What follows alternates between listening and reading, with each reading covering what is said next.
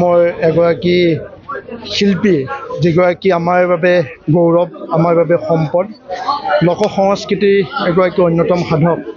নাগাৰা নামৰ এই লোক সংস্কৃতিৰ দ্বাৰাই যি অসমৰ এটা তেখেতে লোক সংস্কৃতিৰ নেতৃত্ব লৈছিল, আমাৰ সকলোৰে শ্ৰদ্ধাৰ বিশেষকৈ সদৌঅসম ছাত্ৰ সন্থাৰ এগৰাকী অন্যতম অভিভাৱকস্বৰূপ ৰামচৰণ ভৰালীদেৱে যোৱা নিশা তেখেতৰ দেৱাসন হয় আৰু তেখেতৰ মৃত্যুত আমি গভীৰভাৱে শোক প্ৰকাশ কৰিছোঁ। আৰু তেখেতৰ মৃত্যুটো আচলতে এটা অপৰগীয়া ক্ষতি, সংস্কৃতিৰ বাবে এটি ক্ষতি, লোক সংস্কৃতিৰ বাবে ক্ষতি। আৰু তেখেতে নাগাৰা নামৰ জৰিয়তে সমাজখনক একত্ৰিত কৰাৰ সপোন দেখিছিল, নাগাৰা নামৰ জৰিয়তে তেখেতে চিনাকি দিছিল আৰু তেখেতে হঠাৎ নোহোৱা হৈ যাব এই কথাটো আমি কেতিয়াও ভবা নাছিল। আচলতে 2025টো আমাৰ বাবে অভিশপ্ত, একোজনকৈ শিল্পী আমাৰ মাজৰ পৰা নোহোৱা হৈ গৈছে আৰু তেখেতলৈ শ্ৰদ্ধাঞ্জলি নিবেদিছোঁ। তেখেতৰ সৃষ্টিৰাজিসমূহ উঠি অহা নতুন প্ৰজন্মই জীয়াই ৰাখিব লাগিব।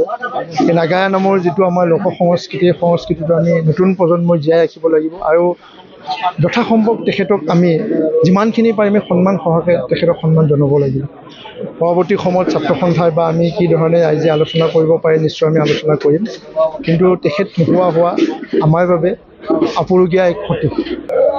এগৰাকী জনতাৰ শিল্পী আছিল, এগৰাকী প্ৰাণৰ শিল্পী আছিল, এগৰাকী লোক সংস্কৃতিৰ সাধক আছিল।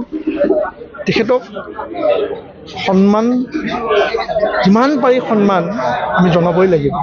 ৰাইজে সেইধৰণে তেখেতক বিচাৰিছিল, ৰাইজৰ মাজত আছিল, সকলো সময়তে আছিল আৰু আমাৰ ছাত্ৰ সন্থাৰ এগৰাকী অন্যতম অভিভাৱক স্বৰূপ আছিল।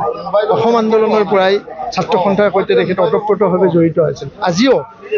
আজিৰ তাৰিখত যোৱাকালিলৈ তেখেতৰ সেই যিটো সত্তা, সেই সত্তাটো আমি জীয়াই ৰাখিব লাগিব। আমি তেখেতলৈ গভীৰ শ্ৰদ্ধাঞ্জলি পুনৰবাৰ নিবেদন কৰিছোঁ। ঘৰত আনন্দ আৰু সম্পৰ্কৰ চমক বজাই ৰাখিবলৈ জৰুৰী হৈছে সকলো আনন্দময় মুহূৰ্তত মৰমৰ উপহাৰ দিয়াটো। সেইবাবে মধুশ্ৰী জুৱেলাৰ্ছে আনিছে সকলো ৰঙীন ক্ষণৰ বাবে বিশেষ গহনা। হীৰাৰে হওক, সোণৰে হওক বা ৰূপৰে হওক, শ্ৰেষ্ঠ ডিজাইনছ আৰু হলমাৰ্কযুক্ত গহনাই ৰাখে সম্পৰ্কক নিখুঁত। তেনেহ'লে আজিয়ে আনক আনন্দ মধুশ্ৰী জুৱেলাৰ্ছৰ সৈতে। যোগাযোগ কৰক 7002800341 নাইবা ভিজিট কৰক LNB ৰোড, নলবাৰী, অসম।